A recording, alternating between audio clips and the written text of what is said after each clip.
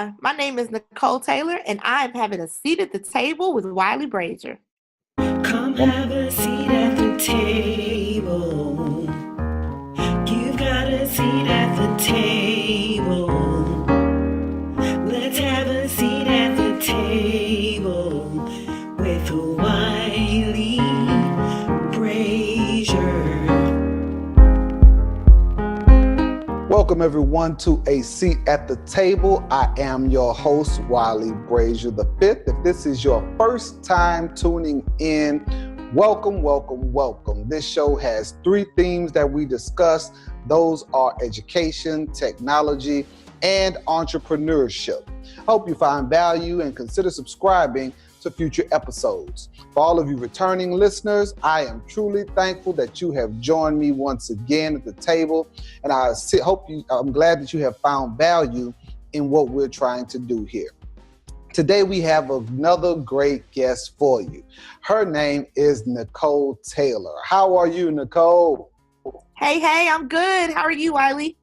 I am phenomenal now that you are here at the table. I'm so excited to be here. Thanks for the opportunity. Nicole Taylor is a passionate servant leader who began her career as an educator in 2002. She supports the growth and development of teachers and students through the seamless integration of innovative technology usage for student success. Through personalized coaching, Mrs. Taylor works with teachers and teacher leaders to craft professional goals to extend their scope of instruction and meet the needs of all learners. It is her firm belief that anyone can succeed with tailored one-on-one support. Nicole works to assist educators in being their best for the students they serve each day. It is her sincere desire to see all teachers grow in their craft to have a lasting impact on the success of their students. Nicole and her husband, Paul, reside in Dallas, Texas, and parent three little learners. She received her bachelor's from Texas A&M Commerce and her master's of education in administration from Lamar University. Again, Nicole, welcome to the show. Thank you for having a seat at the table with the audience and I today. Thank you. I'm excited. I am excited as well. Nicole is a fun gal to have around, I must say. Okay.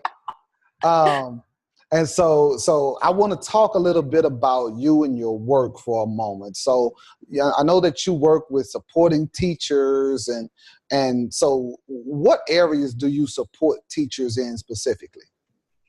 Really, I try to give them whatever they need. So that may be content, that may be pedagogy, that may be classroom management, that may be organization. I think the key is to simply figure out what is needed and to try to meet that need. Okay, cool. So you support them in all areas. Yes. Okay, Yes. so then, like, how do you determine, like, what's your process? How do you determine what this teacher really needs help with? So I think it pretty much, I think everything starts with the conversation. It starts with building a relationship.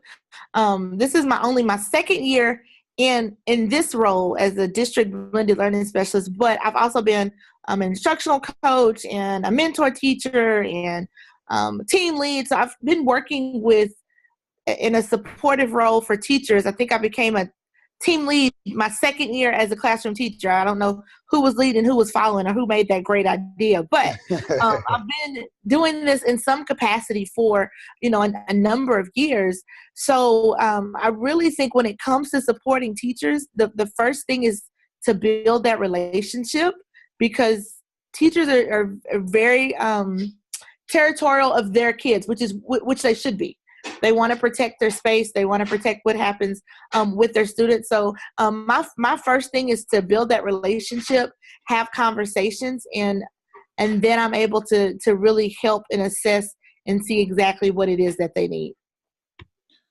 All right. So then that is a great point about building a relationship. As we do in education, we have to build relationships with people. So, how do you go about building that relationship with the teacher so that they're comfortable with you? Generally, I whatever they need, I try to make it happen. So, you get a list of, when you sign a contract, it tells you what your job duties are. And then those other duties as assigned. And a lot of Yes. times, we're looking for a supervisor to give us those other duties as assigned. But what I found as a teacher supporter, if you're really getting in there and you're really supporting teachers, the teachers will assign those other duties as well. I've walked in a room and I've seen a teacher just swamped, and I may be there for one thing, but I'll say, hey, what can I do to help you? Can you take this small group of kids and read this book? Sure, I'll do that. Can you go and run this copy for me? Sure, I'll do that. I really need to talk to you because I'm having a problem with the parent. Do you have any advice or any suggestions? Sure, I'll do that. Even though I'm probably there to try to get them to use their Chromebook, or I'm there to probably try to get them to use their iPad. They don't want to hear that until we've kind of built that relationship. So I use those opportunities, and really as a teacher supporter, whether I've been a math coach, I've been a science coach. Now I'm an ed tech coach. I really feel like that's just the door that gets me in there to support teachers. But as a teacher supporter, I really just try to remove all barriers, so teachers have everything that they need to be successful, because there's just so much that comes with doing that job. So much. You are correct. We have to be everything. We play a bunch of different roles. If people want to be an actor or an actress, they definitely need to try teaching. Very true. We play policemen, we play lawyers, and all of these different things. So mama and daddy, all of that stuff. Yes. Counselor, all of that. Yes. You are correct. So then, as you are, after you've built this relationship with the teacher, and you've determined, I'm sure you've probably gone through some type of, observation or something, observing them teaching, or gotten some type of feedback from someone regarding the type of support that person would need. As you're going into the supportive role, how do you measure success? Like short term or long term, or just how do you measure success or progress or growth with a teacher in whatever area you're coaching them? You got some good questions, Wiley. That's a good question. So, just in coaching, different. It depends on the role that I'm serving in. Of course, if I'm a math coach, then we can measure the success of me actually helping that teacher by seeing the success of students. So, looking at student data. Of course, looking at teacher observation data. The last couple of years, I'll say probably this is my third year. About 3 years ago, I had a teacher who really challenged me as a coach. And so the first semester, we would go round and round, and I'd try to get her to, hey, can you at least try this, see this, do that. No, do this. That doesn't happen, does it? Yeah, happens all the time. But what happened was, over Christmas break, I attended Ed Camp Voxer. I think it's Ed Camp Voice now, led by Sarah Thomas and a few other educators. It's an Ed Camp that happens totally on Voxer. And I was introduced to Personalized PD, the book. And in that book, it outlines a personalized coaching plan. And it was kind of like, how you see in the cartoons where light bulb goes off. And I was like, oh my God, yes. This is it. She's not fighting me. I'm just not giving her enough voice in what it is that happens. And right before we left for Christmas break, I'd just given teachers a plan of what we were going to do for the next couple of weeks, and talked about how we were going to measure it. But when we got back in January, after being reflective, all the teachers that I supported, I called them in again one by one, took the plan, balled it up, threw it away. And I said, we have to start this over. What your data is, where the students are, what your observation data looks like. Now you tell me how I can help you. And I mean, that talk about a drastic change in, one, how I saw myself as a coach, and then two, how they saw me as their support. I really feel like that was the drastic change. So now I'm not necessarily tied to the content. We have a district level content coach for that, But what I've learned to do is to run with those who are ready to run, and those who are walking at their own pace. Just stand there and be a guide when they reach out to you for help. Every teacher that I support has a personalized coaching plan. On that plan, they outline exactly what it is that they want to do as it relates to ed tech. They have the freedom. It's just a shared Google Doc. And then we outline what it is they want to do. And it's even if it's one thing, if we start school in August and you have one goal and you've reached that goal by the end of June, we've done something. We had a successful year. But they list the goal or goals, and then we come up with an action plan that's inclusive of a time frame, and resources. And I always tell them, list me as a resource. If you want to learn something and you think I can help you, or if you want a model lesson, you need somebody to co-teach, need somebody to pull a small group to help you so that you can get this tech in the classroom, I'm a resource. And so we outline that plan. And if that's all they want to do, then we can stop there. But I'll periodically go back and check on those plans and see if they've made any progress. They'll reach out to me. So we just kind of monitor those plans. So looking back at the end of the year, we're able to go back and see, did you meet this goal? And if you didn't meet this goal, are you closer to meeting that goal now than you were at the beginning of the school year? Cool. I really like that personalized coaching plan. That's good stuff. It gives a bar to measure, sounds like it, as teachers grow or make progress. What major devices do you all use in your district? So we used from pre-K through second grade, we have iPads. From third through eighth grade, we have Chromebooks, and then the high school has laptops and other things. You know how the high school is. I think they have some MacBooks, have a few things at the high school. I support pre-K through sixth grade. So the teachers that I support, they use iPads and Chromebooks. All right, cool. So then, we have teachers or educators, principals, all of these different people who we know may be, tech savvy, and then we have some that are more along the lines of, technology challenge or tech deficient, as I like to say. So how do you go about, it's one thing supporting people with content. Okay. It's one thing with supporting people with content. And so, some people just feel like technology just does not like them. How do you help them overcome that barrier for those technologically challenged or those tech deficient people? I try to give them tools that they can use right now. I really think too, when you were talking, I had a lot of things swirling around in my head. As an ed tech coach, it's different when it comes to managing success. Like, it looks so different versus, when as math coach, you're looking at you're crunching numbers all year, and you're looking at students moving, and you're looking at that data, where the data just comes from different sources when you're looking at ed tech.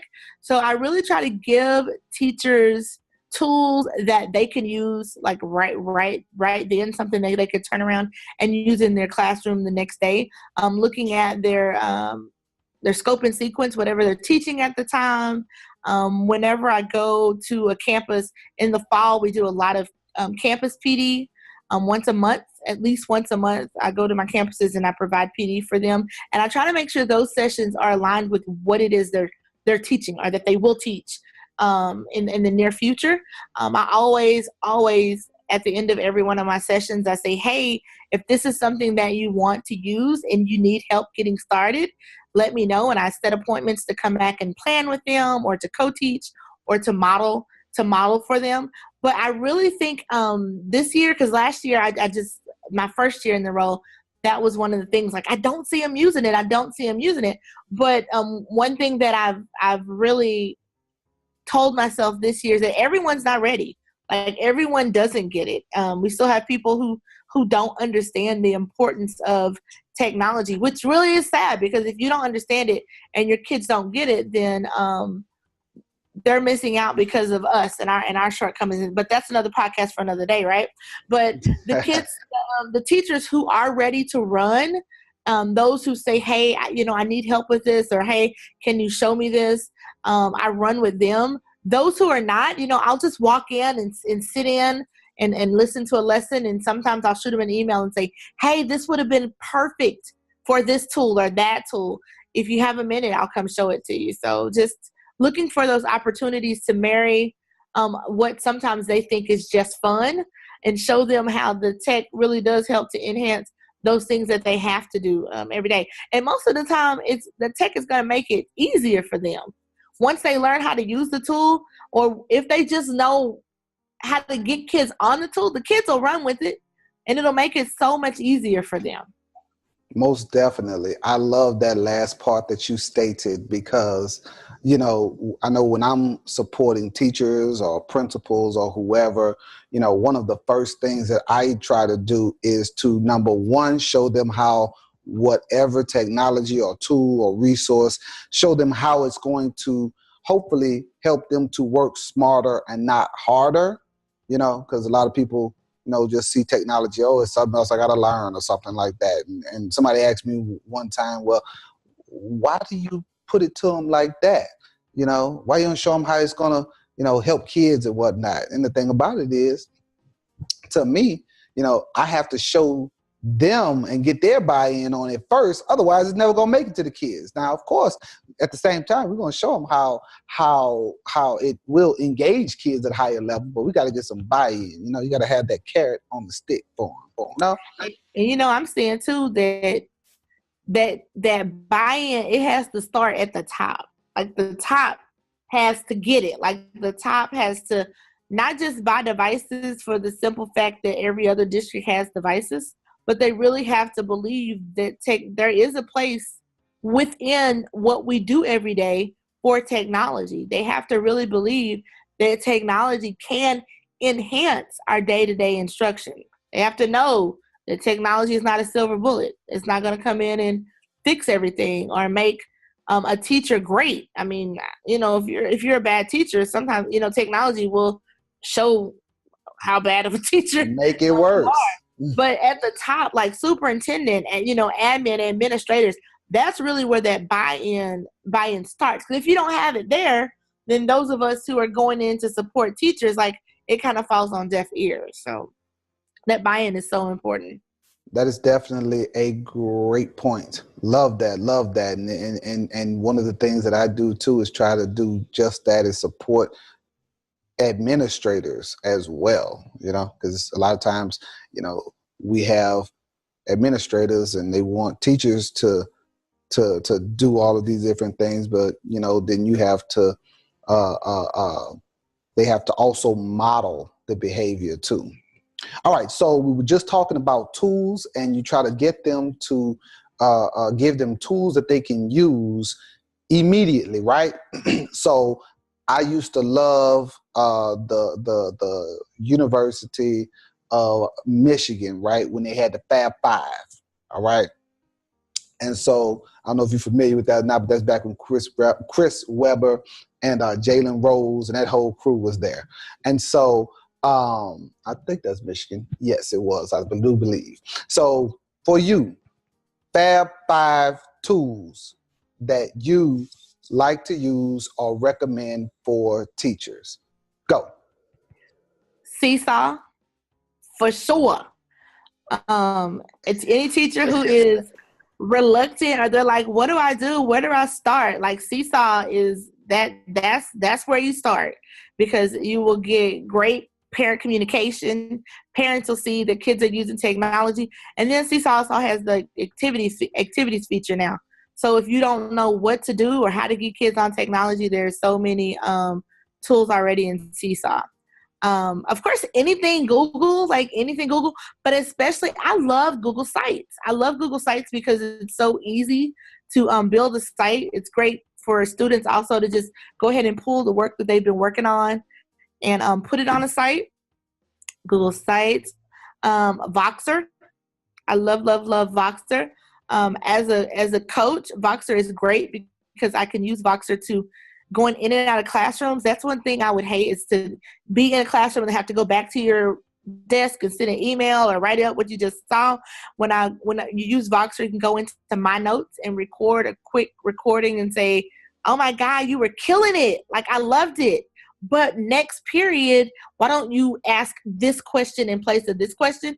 And I would shoot that to the teacher in an email, and they would like listen to it with the kids in the room. Love Voxer. What am I at, 3? 3 down, 2 to go. Okay, number 4. I love Adobe Spark Post, because it's really easy for you to make a graphic. Take some words and make them really nice, put a cute picture on it, and you will swear that you have created something that took a long time. It's really great for people who struggle with tech or struggle with graphic design like myself, or learning, as well as students. And then number 5, I like PictoChart. I like PictoCharts. I like infographics. I like an alternative to the stale poster board. Those are, you said 5. Yeah, those would be my top 5.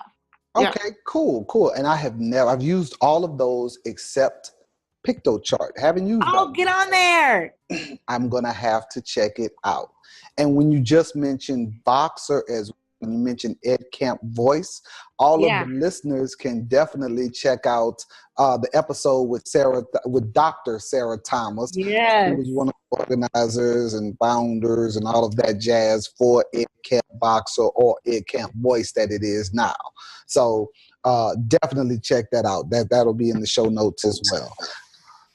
So for you, there are barriers when we are going out trying to support teachers and things of that nature. What have been some of the barriers that you have faced in supporting teachers in whatever content or technology support that you've been trying to provide, and how have you overcome those barriers? I think one of the biggest barriers when it comes to ed tech, one of the biggest barriers has really been like teachers who don't get it, and then they have administrators who don't get it. They just see technology as something that kids play on. It's not necessarily a priority. That's been one of the barriers that I think those of us in ed tech that we'll be working a long time to overcome. So I can't say that I've overcome that yet. But kind of like what we said before, I just kind of try to go in alongside them and show them how technology can help to enhance what they're already doing. The biggest barrier that I think I have seen just as supporting teachers is it's really hard to support someone who's not reflective. I just think when that teacher, leader, or coach, that coach and teacher relationship, the coach is really just there to ask clarifying questions, to serve as a guide on the side, to prompt the teacher to be reflective. So when the teacher is not reflective and they don't get what you're saying or why you're saying it, that is really hard. The one thing that I have used to help teachers see what I see is video coaching. So I am a lover of using video to coach. I've used quite a few different things. I've used the Sydney app. I've used teaching channel Teams, but all of those were just tools to coach. Going into the classroom and using an iPad to record, and I'll just give them the iPad and with a microphone, if I'm using a swivel, put it around their neck, and I'll say, hey, I'll be back, and just leave that in there for a class period or two, and then put it in a space where we both can look at it. And then they're like, oh, that's what you meant. Yep, that's what I meant. But that video really does help and I get it because, I was in the classroom 10 years. I haven't been out of the classroom that long. So, I get it when you're in the hustle and the bustle and the grind of trying to jam in 3 hours worth of content in 45 minutes to students who may or may not want it that day. It's hard to see what a coach or an administrator, comes in the room to see. But that video does help. with being reflective. That is good stuff. That's good stuff. Okay, so we have talked some shop, given some great resources, and so I want to transition over a little bit. When we sit at the table, we get to know each other, and we tell stories and jokes, and we want to get to know people personally as well. So I'm going to switch over and let them get to know you a little bit more personally as well. Okay, you good with that? Yes, bring it. All right. So let me ask you this. First question. If you could wake up having gained one quality or one ability, okay, tomorrow, what would it be? Oh, wow. That is such a good question. One quality or one ability. I think it would be to be an even better listener. That's a skill that I think, because believe it or not, Wiley, I like to talk. So No. yeah, I love to talk. But that is one skill that I'm constantly working on, is to be a better listener, because it really helps me in personally and professionally. I'm a better mom when I can listen to my kids without talking over me. I'm a better wife when I can, truly and not listen, when I'm truly listening to my husband to hear what he's saying versus listening for a response. So that's something I'm always saying, like, okay, Nikki, shut down the talking side of your brain and just make sure that you are fully here and you're fully aware and you're fully listening. That's a skill that I'll be working on forever, I think.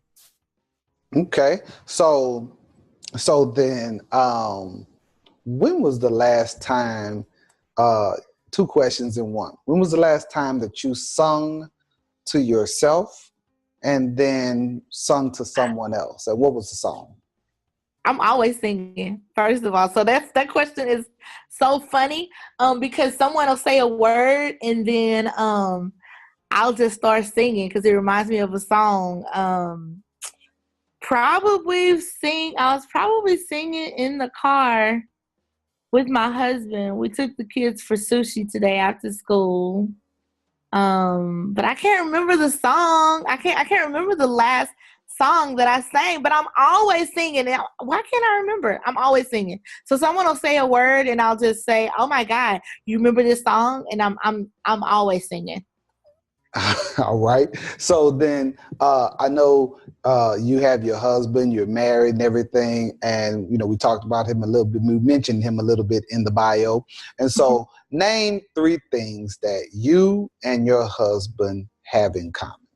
Oh, our love for God. And that's actually what drew me to him. We got married really young. I was 20. So we met when I was 18, and that was one of the qualities about him that drew me to him. So our love for God, our love and our dedication to our family. Family comes first. And I think too, just our ability to be ourselves. Like, you have to sometimes you leave your house and you go to work, you have to be different. You go to church, you have to be different. But when I'm with him and when he's with me, like, we can just, you can let your hair down and just be yourself. So just the ability to just kind of to just really be Nikki and him to just really be Paul when we're together. Yeah. Most definitely. That's good stuff. Good stuff. Glad to hear about that. So if you were to live to the age of 90, okay? And then and you could either retain the mind of a 30-year-old or the body of a 30-year-old for the last 60 years of your life. Which would you want?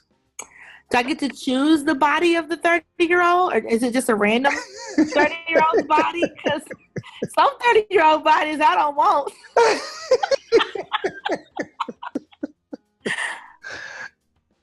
I would probably say, but look, I would probably retain the body because who I was at 30, I'm 30 and some change now. I feel like I'm wiser now. And so, you look back, I'm hoping that for in 60 years, I would hate to not have any kind of mental growth, like to not mature in any way and be stuck at 30. So if I get to choose that 30-year-old body, then I would choose the 30-year-old body because I want to keep growing and developing. Most definitely. So, what are some of your goals for the future? Ooh, my goals for the future, I'm going to go back to my doctoral program in June. I really am working towards my end game. I really want to work with pre-service teachers. I really have a heart for helping people be successful in this field because it's a great calling, and I just see so many people leave for lack of support. So I really want to work with pre-service teachers. That's my end game. I'm really working to help teachers love what they do. Yeah, I just think with so many things, I sit and I listen to teachers talk, and there's so many things on educators' plates now that, sometimes we just have to shut out the noise and get back to why we do what we do.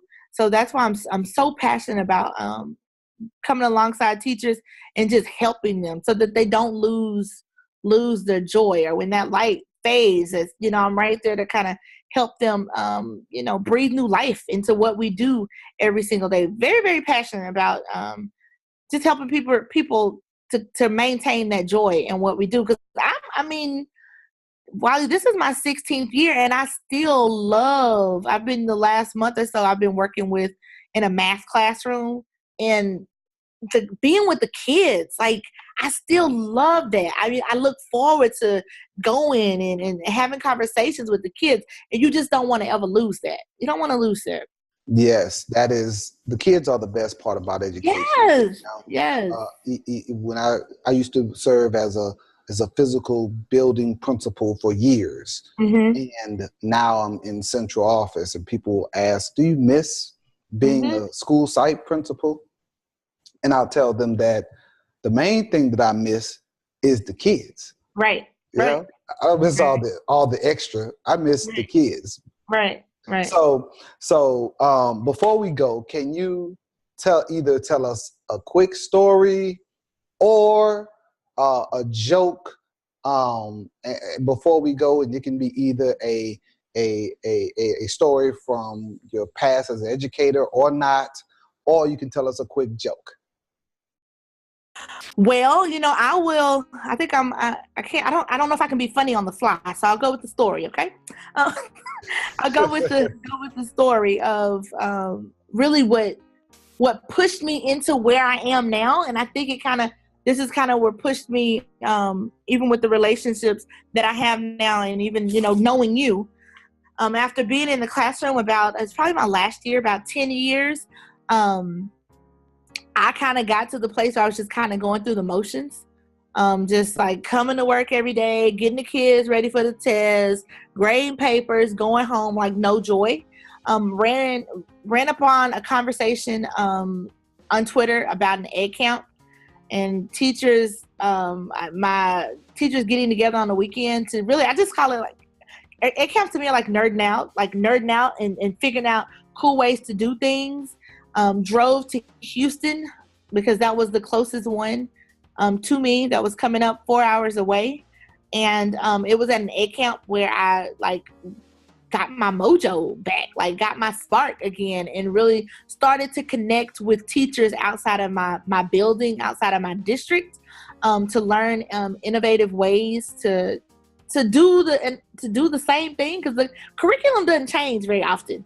So I really think, it's the challenge is finding innovative ways to do the same things and to keep it fresh for kids, and not just kids, but to keep it fresh for yourself. And that was a few years ago. I can't even tell you how many egg camps I've been to, and the fact that totally changed me. And really now when I have questions, or if it's something I want to do, I got you in Louisiana. You got me. Yeah, I have people all over the place, and I'm just as on fire now about being an educator as I was when I signed my first contract in 2002. Like, I love it. I love it, love it, love it. And I never want that feeling to go away. And if I ever get in a place where it's like, oh my God, I need something new to do, I'm on a website, I'm looking for an ed camp. And now I have my 7-year-olds, if they know that I'm going to an ed camp, like, they are there. Like, my ed camp now is like a family affair. It's just something that we do because it's so energizing and it's so fun. But really, it's just the love of learning. Just getting out there and getting to know other teachers, being a resource for other teachers, but also knowing that there's a huge community outside of the building, outside of your district, even outside of your state, that are just waiting there to help and support you. As Austin Powers would say once he got his mojo back, groovy, baby. All right. So Nicole, any last thoughts or any parting words before we get that contact information? No, thank you so much. This was so fun. We should do this like every week. This is so fun. Nicole, you have an open seat at the table with me, okay? Yes. Okay, got me a seat at the table. Standing reservations, okay? Thank you. Anytime. And we'd love to have you back on and promote anything that you're doing there. I know you're doing a lot of great things there. Congratulations on your recent award. And what was that? K-12. I saw the blog. Yeah. Thank you so much. There. Yes. Thank you. Any upcoming projects you have coming out, make sure that you let me know, or if I see them, I'm going to invite you back on. You have a standing seat at the table here. A standing seat. That's kind of like an oxymoron, right? A standing seat at the table. Well, when you're at family dinner, some people stand, some people sit. So I'll just take it to mean I'm family now. I can come to the table. That's it right there. So then, where can people go to learn more about you, and how can they connect with you online? So if you are trying to connect with me, the best place to find me is on Twitter. I live there. And you can find me at Nicole, that's at Knikole. You can also follow me on my website. It's Knikole Taylor.com, NicoleTaylor.com.